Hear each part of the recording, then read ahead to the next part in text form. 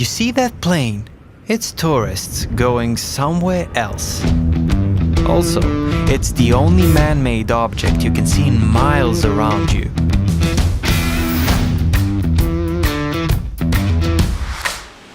That's us. We kept our nature untouched. Where are we? Well, right now, we are in the rainforest.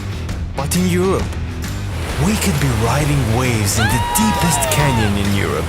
You guessed it, we are in Europe, but a different one. We don't have a 6-star hotel, but is it important where you sleep when you can wake up in a dreamlike landscape? There are no food stands around the track, but there is food standing around the track. One can say we are the best in nothing. Especially in having nothing.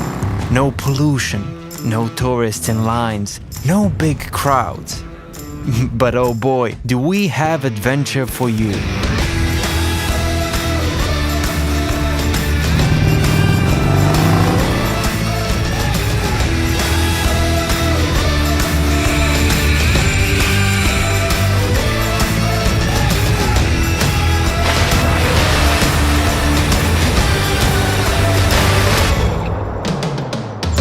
Also, we do have great hotels, spas, resorts, and architecture that was made through the ages.